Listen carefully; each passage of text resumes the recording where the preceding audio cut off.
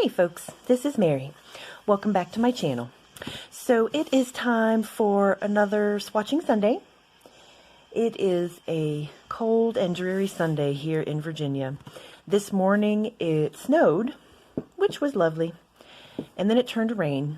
So it's been raining the rest of the day, which has melted all of the snow, and that's probably a good thing because if it had still been snowing, we'd probably have about 2 feet by now. And of course that would mean a snow day from work tomorrow, which would be nice. But that's not going to happen. All the snow has melted. It's still cold and dreary and nasty outside. So that also means no natural lighting. So I have all of my lights on and they're all pointed at my desk. And of course my brightest light is over here where my sample tray is. So my sample tray is making some interesting shadows. Oh dear, here's Bobo. There's the man of the hour, Mr. Bobo. So I will try to keep our swatching in this bright area here and not in the shadowy area of the ink sample tray, which sounds very sinister. Okay, and I was supposed to look at my tray and decide where we stopped last time, but I did not do that. So where did we stop last time? I think I have figured out where we left off. So let's get started. All right, first up today we have one of my pure pen samples. This is Porth Kerno. And I have to say, I love Pure Pen's inks. I believe they are made by Diamine, but they are exclusive to Pure Pens. And they're just beautiful. And I do have music on in the background. I find I quite enjoy listening to music while I'm playing with my pens. So hopefully it's not too loud. I'm playing the music on my very old iBook. I don't even think they make iBooks anymore. And this is probably much more information you need to know, but when I got my iBook, I loaded up nearly all of my CDs onto it. And I have probably, I don't know, 350 or 400 CDs. So I have this giant collection of music on my iBook, which is now obsolete because Apple has changed their processor. They used to have a PowerPC processor, and now they have the, I think it's the IBM processor, which again is too much information. But long story short, my iBook is not good for anything now except playing my music. But to me, my music is vitally important. So I use that poor old iBook all the time for playing music. Now the problem with playing the music is that for some reason when I ripped the CDs to the computer, they uploaded themselves, they recorded themselves at different levels. So I've got the volume set at one volume, but when different songs come on, they're at different levels. You know, they're different amounts of loudness. So hopefully a song will not come on that will be too loud to bother you. So we'll see how that goes. If it gets really bad, I'll have to turn it down. Speaking of which, oh my goodness, I went out last night to play pool with a friend.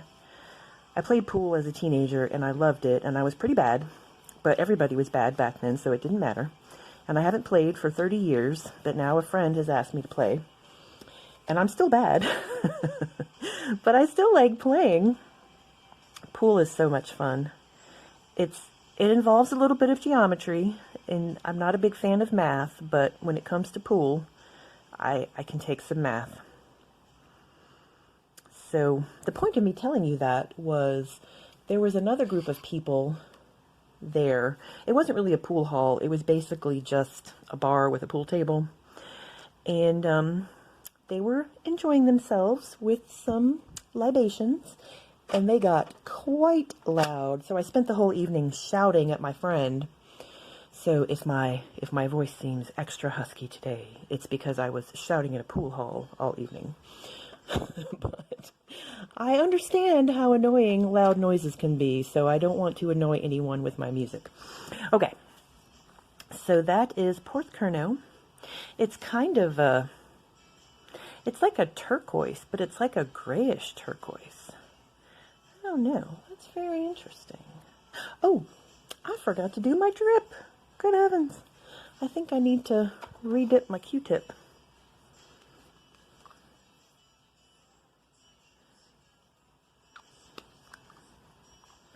That's what happens when I start yakking.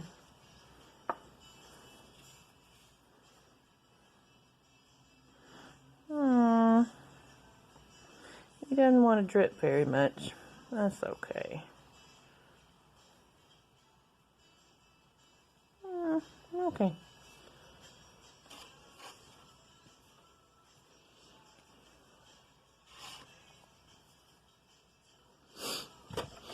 All right, next up we have Jacqueline 1798 Amethyst de Laurel. Oh, this is a this is a shimmery one, so I'm gonna have to shake this one up. Oh, the shimmer inks make me very nervous. I don't know why. What do I have against shimmer inks? I don't know. It's the shimmer. See, I've been shaking this thing up, and where's that shimmer? It's still in the bottom of the vial. The shimmer inks, they just try my patience. They don't want to get shaken up. They don't want to come out of the pen right. They don't want to come out of the pen when you want them to come out of the pen. And then when you want them to come out of the pen and clean them, they don't want to come out. They're like obstinate children. I'm still shaking. I'm shaking the vial. I'm shaking the vial. I'm trying to shake up that shimmer. Of course, well, this is one of my newer samples because it has the circular... it has the reinforcer with the hole in it, so that's how I know if a sample is new, because only my new samples have the reinforcers. My old samples have these super crappy solid labels that won't stick to anything, and I will eventually get all of those changed out for the new ones. But for now, that difference is helpful, so I know which ones are new or not. Newer, I guess that's all relative. Okay. Let me see if I can dip my pen in there and get some shimmer. I feel like I'm playing Operation because I'm trying not to get on the sides. And oh dear, I just soaked the entire pen. That's okay. That's what my tissue is for. I think I was just talking to somebody the other day about handkerchiefs. People used to always carry handkerchiefs. Well, of course they did. No one had invented disposable tissues yet, and if you wanted to wipe your nose, you had to bring your own cloth. Excuse me, your own cloth for nose wiping. So everybody had a handkerchief. Okay.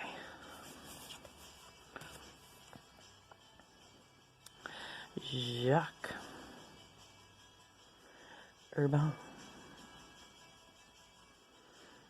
And I'm not going to try to squeeze in that 1798. And how are we spelling amethyst? Amethyst. G. Laurel.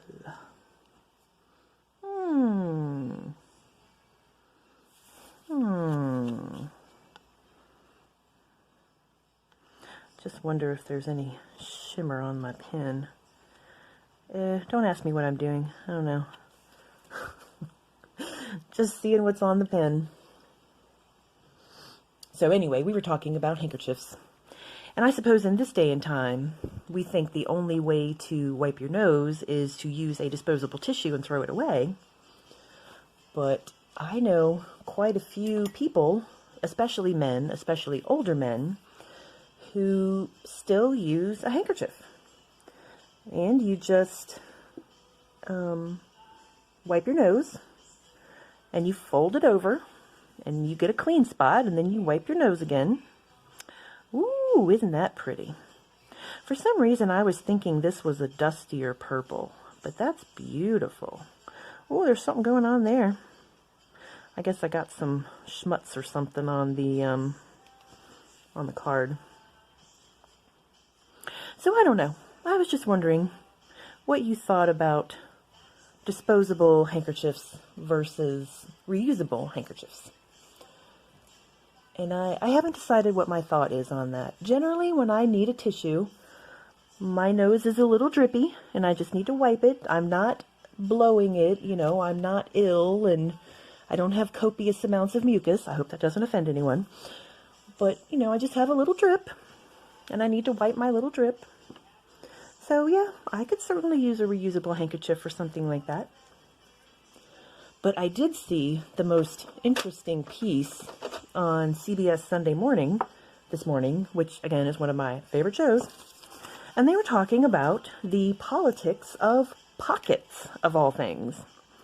And I had never thought about this, but so many women's clothes don't have pockets. And I know this firsthand because lots of my clothes don't have pockets, which is incredibly annoying because I don't have a place to carry a tissue. I don't have a place for my phone or a pen or my lip balm, a stick of gum, nothing. So I'm always carrying stuff around, or I have a bag or something with me. But men, their clothes always have pockets. And if men and women both have pockets, a man's pockets tend to be bigger than a woman's pockets. Okay, I'm sorry. I'm just yammering away, and I didn't mention, this is Diamine Autumn Oak, and this came from Van Ness.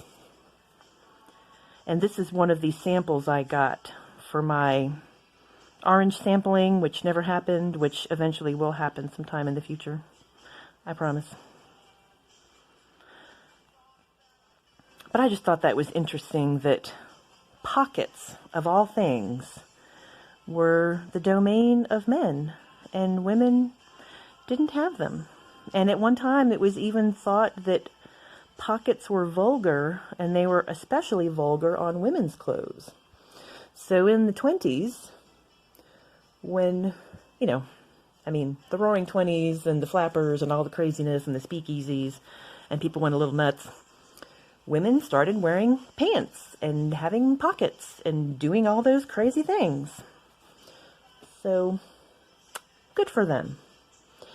Good for our brave ancestresses who paved the way for us who enjoy pockets in our pants. Ooh, This is looking rather mustardy. Okay, I think we had this discussion before last time that, I don't know, I had the old cards and the new cards. I think these might be the old cards. You know what? I've got the other stack right here. So let's just do another one. Now these are the same, I'm going to dip the other end of the Q-tip just to make sure. But these are the same brand of watercolor paper that I bought from the same place, Walmart. Okay, it's looking the same on both of these. And these are the Q-tip brand Q-tips. But I don't know, it just seems, doesn't seem like the right color. Maybe I'm just not familiar enough with Autumn Oak. I've always liked it really well in pictures.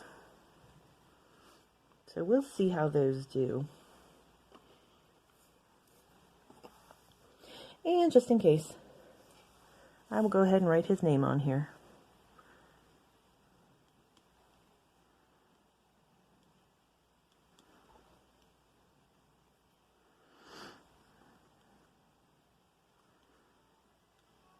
And it doesn't usually seem like Diamine inks are dry, but this one doesn't seem to want to flow very well. I don't know. Very strange.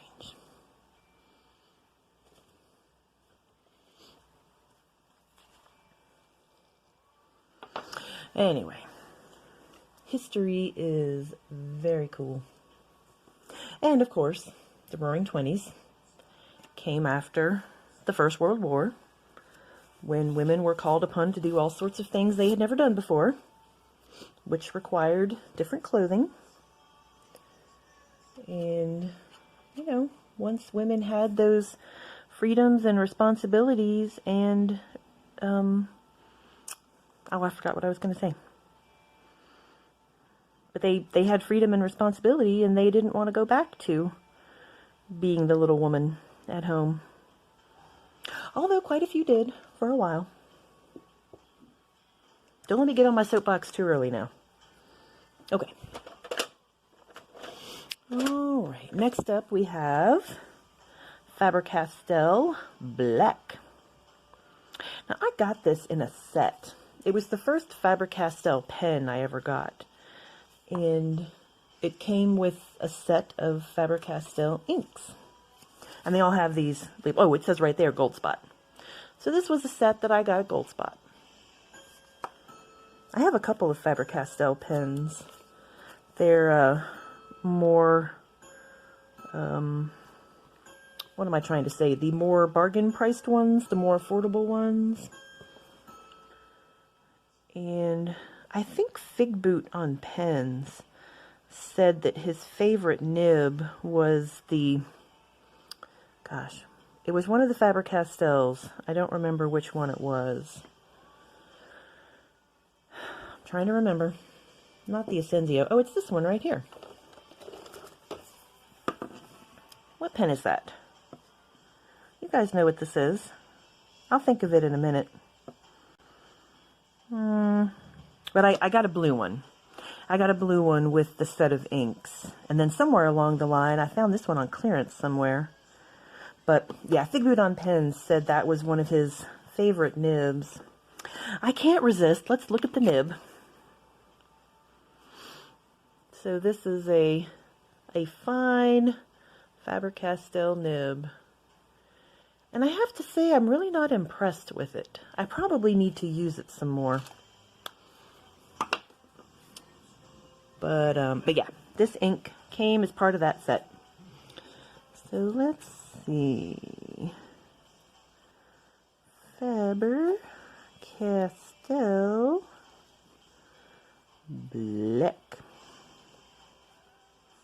Ooh, that is a nice dark black. I do like my blacks to be black, black, black. Just like I like my coffee to be black, black, black. Speaking of coffee, I made a cup for the occasion, and this is some pretty darn weak coffee, which I'm very disappointed about. I like my coffee to be strong enough to slap you upside the head, and this does not qualify. So let's see how black our swatch is going to be. Now, if you'll recall, I have the gallon-size bottle of Heart of Darkness, which I really like, and I do think it is black, black, black. But this is looking nice. You know what? A long time ago, I ordered a bunch of different black samples from Goulet to compare them and see which black I thought was the blackest. And have I ever done that comparison? No, I have not. But that's very nice.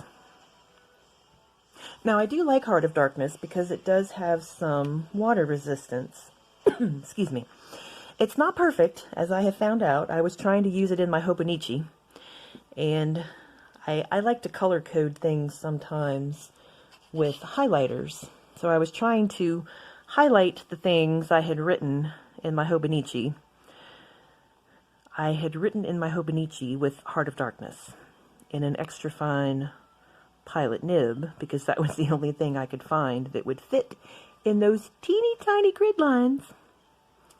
And then I would go back and highlight in different colors to denote, you know, home, work, priority, whatever. But it always smeared. And that really upset me. And I guess it's a lot to expect of an ink for it to resist a highlighter. I don't know, maybe not. But sometimes I wonder if I shouldn't have started with Noodler's Black.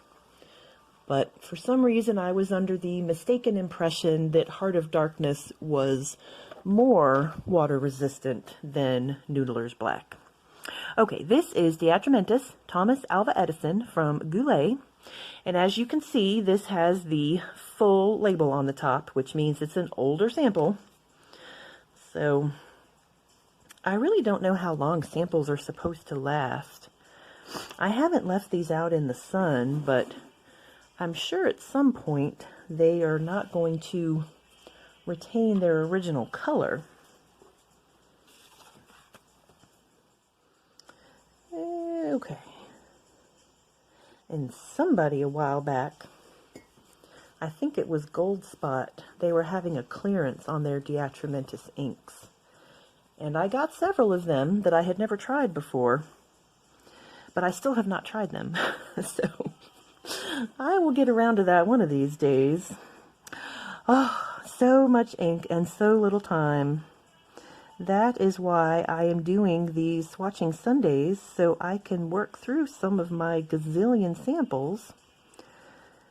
And after I get through my gazillion samples, I will start on my gazillion bottles and make sure that all of them have swatch cards, because I'm not sure if they all do. Thomas Alva Edison. That's a cool name. I don't think this is one of the bottles that I bought. I don't remember which bottles I bought. But I do have a couple of Diatramentis inks. I have Sky Blue Myrrh, which again I got on clearance at Goulet. I bought it because it was on clearance, and I didn't get a sample. I just bought the bottle because it was on clearance. And I have to say, I'm not thrilled with it. Okay, it looks like our card is doing some funky things again right there. I've got a little resistance. I don't think I've done anything to these cards. They've been fairly secure since last week. So, I don't know. I blame the gremlins. But anyway, Sky Blue Myrrh, not my favorite. And what else do I have? Oh, I did get a bottle of, hold on, I'll think of it. The aubergine one, but the other name, Alexander Hamilton. I did get a bottle of Alexander Hamilton. I found that somewhere on clearance. It might have been at Goulet. So I was quite excited about that. And I do like it. I just haven't used it that much. But unfortunately, I think I can say that about a lot of my inks.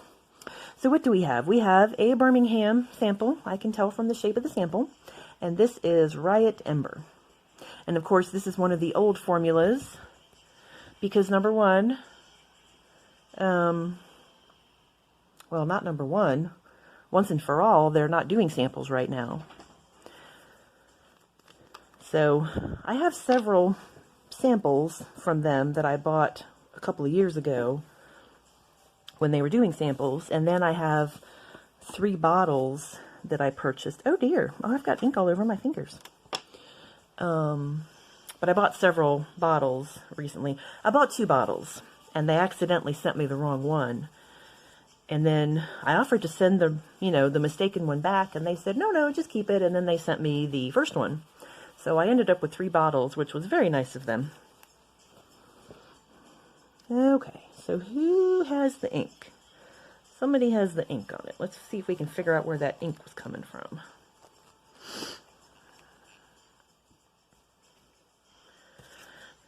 Ooh, goodness, that card just has ink all over it. I don't think I have a puddle of ink anywhere. Okay. Well, let's try this again. This is Birmingham.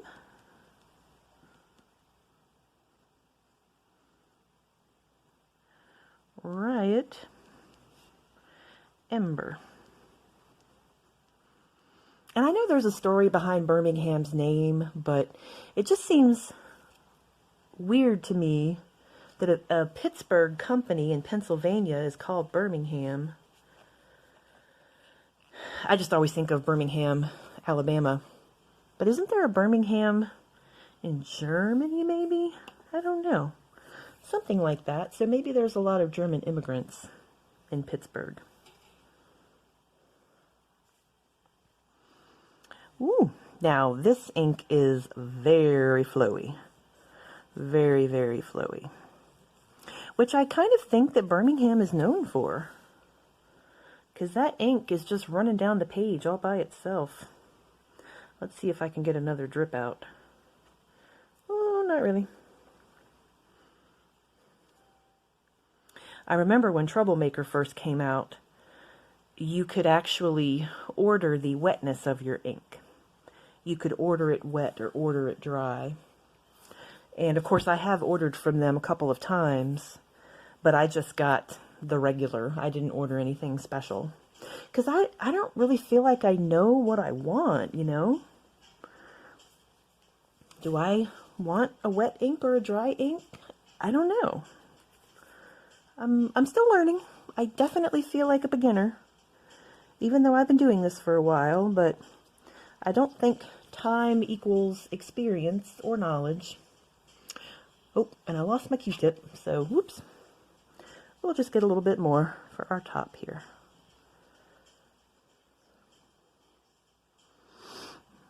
So yeah, at what point do you feel like a person is a fountain pen expert? Do you ever become a fountain pen expert? I don't know. I don't know if I'll ever get there, but I certainly don't feel like one now.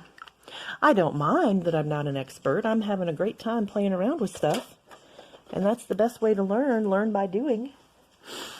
Okay, Diamine Oxblood.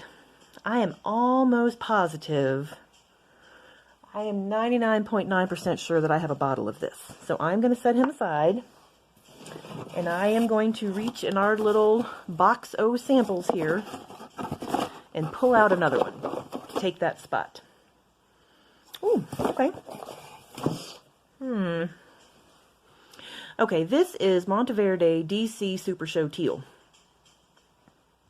And I'm pretty sure that I have purchased a bottle of this also.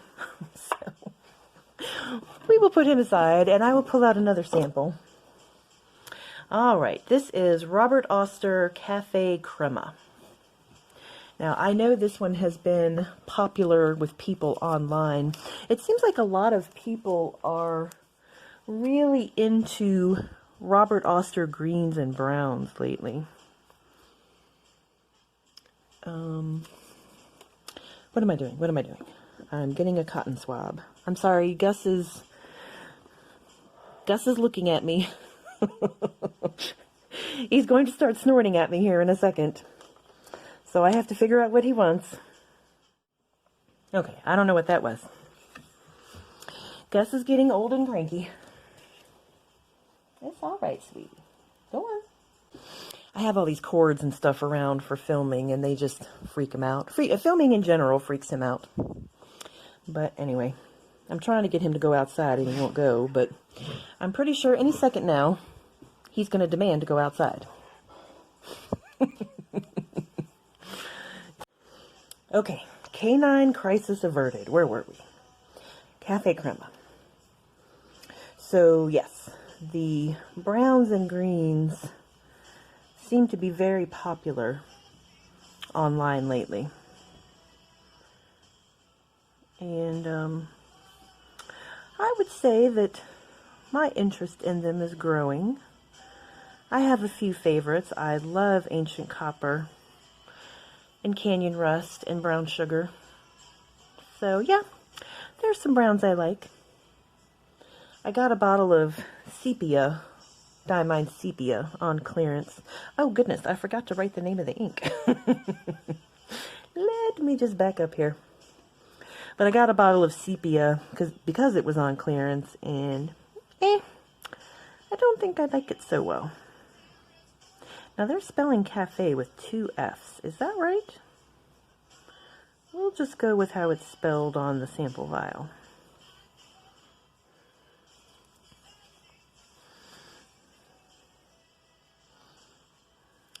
Okay.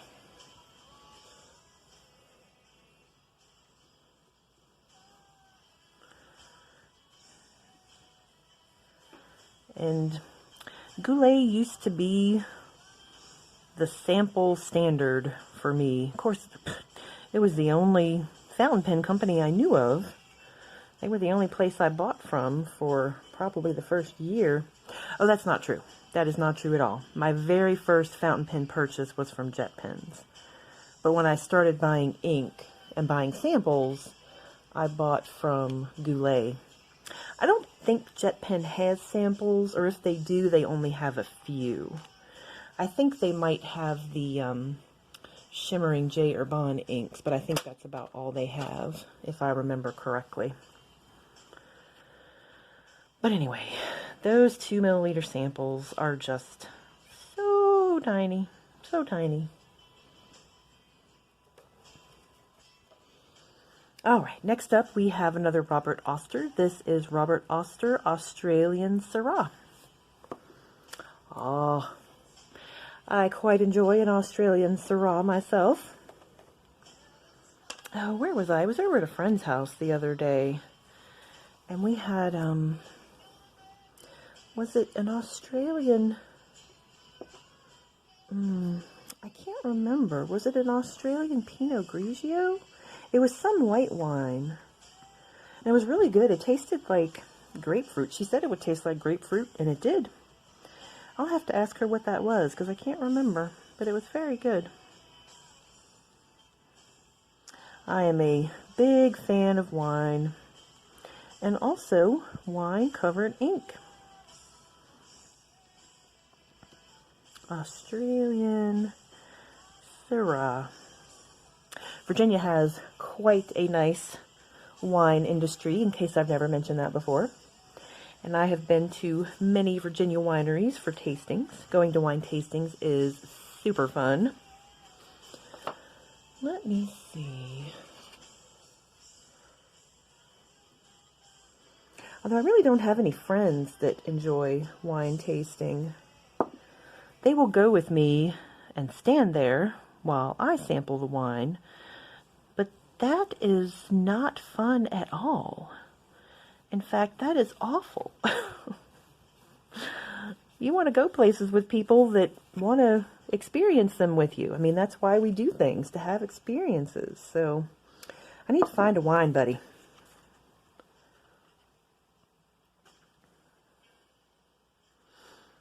All right, got a little drip out of him. Just a little. Oh, I forgot to do the top on this one, the Cafe Crema. And now I've gotten his Q-tip mixed up, so I'll have to get another Q-tip.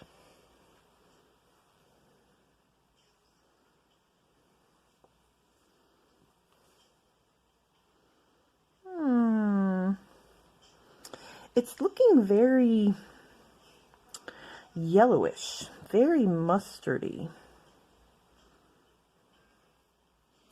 So again, I have to wonder if my samples are getting old. I don't know. I mean, Cafe Crema, that's the foam that's on top of the coffee, which isn't the color of coffee. It's lighter than that. So, I'm not sure. Okay. Now we have, ooh, TWSBI Blue. I really need to start writing down my wish list items, but one of my wish list items is a bottle of TWSBI Midnight Blue. As I've probably mentioned before, here's my sample from a week or two ago.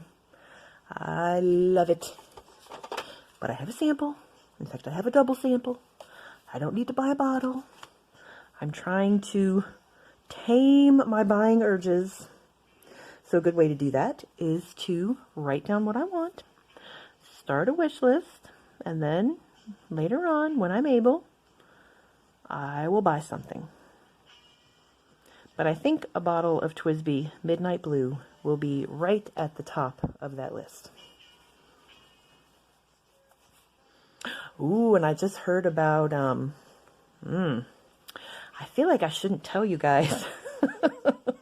Because if I tell you, you might beat me to it, which is horrible. I shouldn't be selfish.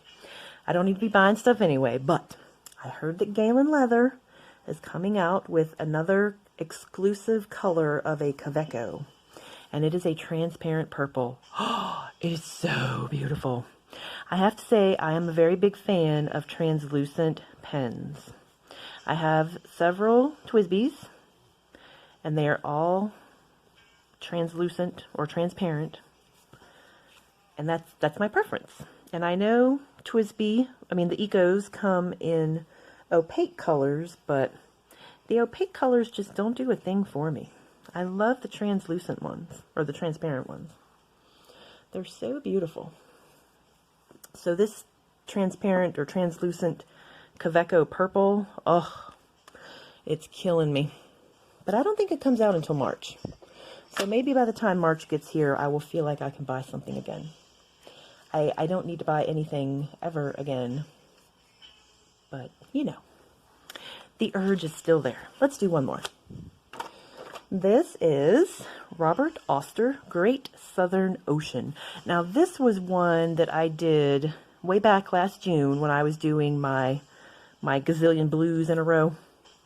So I swatched this one back then, but I want to swatch it again because I really like this color. Now, if I remember, I think this color is dry, but it is such a beautiful color that I don't even care. But I've heard about that ink additive from Van Ness called White Lightning, and it's basically a lubricant that you add to your ink to make it flow better. So I think I might get some of that and start adding it to some of my Robert Oster inks, because I think this one is just beautiful. But it's really flowing off the glass nib very well.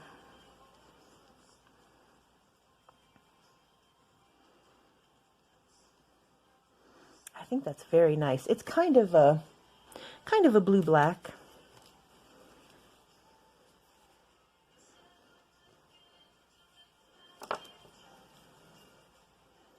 It's very nice. Ooh, boy, I saturated that Q-tip. Whew. It doesn't look blue-black, it looks black. My goodness. Too much ink, too much ink. So I am just letting that run down some. I don't need to put a drip on this one. The whole thing was a drip.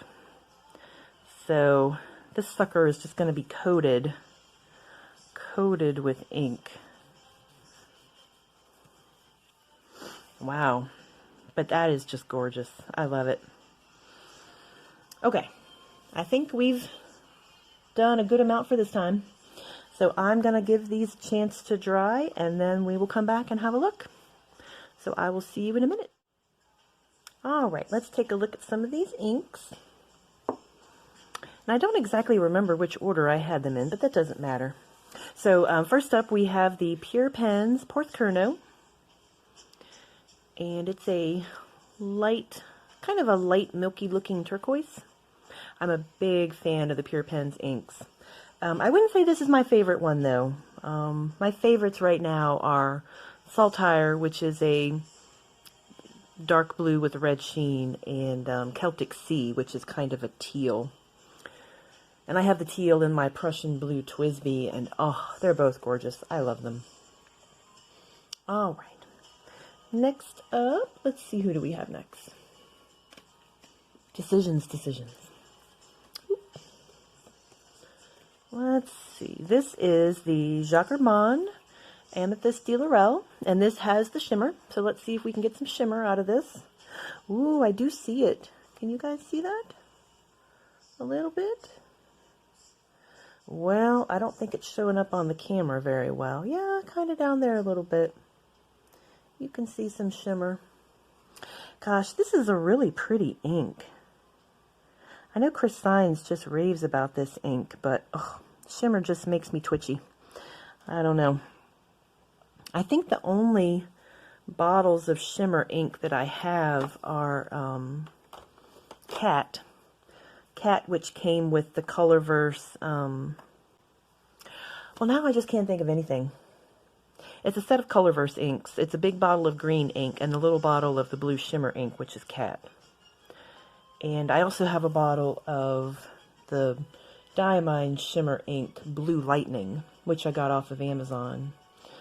And maybe I just haven't used it enough to get used to it, but it's just not doing anything for me. Okay, this is the De Atramentis Thomas Alva Edison, and he's still drying a little bit, which is surprising, but it's a very nice, kind of a burgundy color. I'd like to compare this with Alexander Hamilton. I know that's more purple, but I kind of wonder if they're in the same ballpark. So I do see some nice shading on it, especially up here in the writing, but I don't see any sheen on the sample. But still a beautiful color. Let's see. Next up we have Faber-Castell Black. Now, it looks like it's got some sheen. Can you guys see that? Isn't that weird? It's like a silvery sheen on it. Oh, that's very interesting. Usually black inks are just, you know, black. Kind of plain, kind of ordinary. But this one's nice. It looks nice and dark. So yeah, if you're looking for a black ink, you might want to give that one a try. And who else do we have here? Let's see. Now here is the Autumn Oak. And I did this on 2 cards. And if I'm not mistaken, these are the old cards that I made out of my first purchase of watercolor paper. And this was from my second purchase of watercolor paper. The same brand, I bought them from the same store, but for some reason these new cards just don't seem to be showing the inks as well. Isn't that strange? I don't know. Maybe I just applied it heavier on the second swatch. But this is more of what I think of when I think of Autumn Oak. It's such a pretty ink. Beautiful shading up here in the writing. I really like it. You know, I made that large purchase of ink from Cult Pens, which I still need to swatch, by the way. I'm going to get around to that one of these days. But I can't remember if I bought Autumn Oak in that purchase. I remember they had their Diamine inks. It was like a sale on top of a sale, and I got the bottles for like $1. It was insane. So I bought a lot of ink. But I'm thinking that maybe I bought Autumn Oak in that sample. Oh, I'm kind of running out of room here a little bit. Here is the TWSBI blue. It is lovely. Just a nice medium blue. Now I do see some red sheen on the edges of the darker area. I don't know if you guys can see that in the camera. But I definitely see it. It's very subtle. So if you don't like a lot of sheen on your ink, this one might be good for you. And I have to say, I like sheen, but I don't want it to overpower everything.